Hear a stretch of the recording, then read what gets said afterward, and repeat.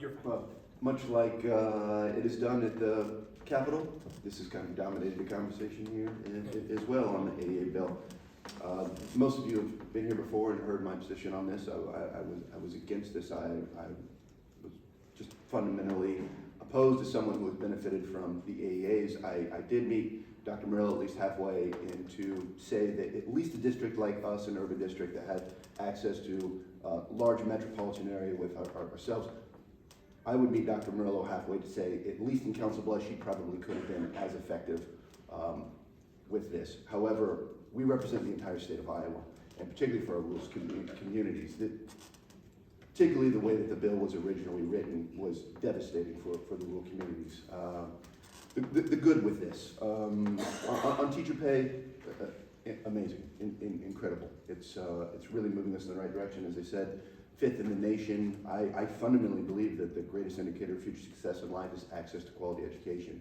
This is going to move us in the right direction on that.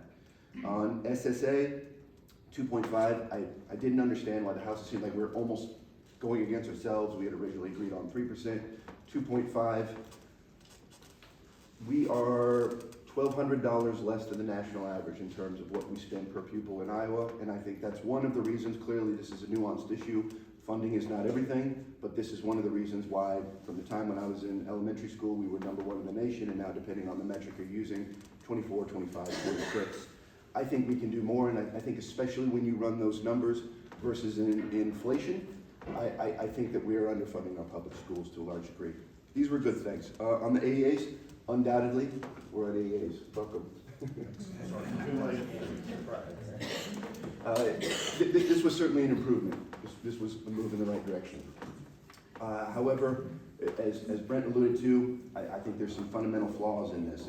As far as my understanding on the bill, for the fiscal year 2025, we'll have 100% of the special education support services for the AAs, 40% of the media services, and however, in 26, and again, I don't know if this was intentional or unintentional, but the way that it's written is 10% then will go to special ed education systems, 0% then will go to media services, which is assistive technology, and then all professional development funding will be eliminated. I know that he talked about certainly we'll do something to clean that up. That is certainly a flaw in the bill. And then I would go one step further as well to kind of take you behind the curtain to some degree, is beyond the policy, because ultimately, as Representative Segrist alluded to, this was a governor priority, so certainly we were going to have to address this to some degree, and it could have been worse. Undoubtedly, we made this better.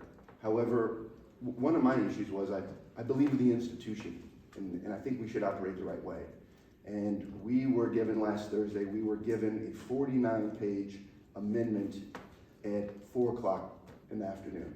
49 pages, that's a lot. I don't know if any of you have tried to read 49 pages of a bill. It's very difficult. And we had to end up voting on that, and we were time certain at 6:30 p.m. To me, that's a disservice to the people of Iowa, especially for things like this. Not only the AAs, SSA and teacher pay.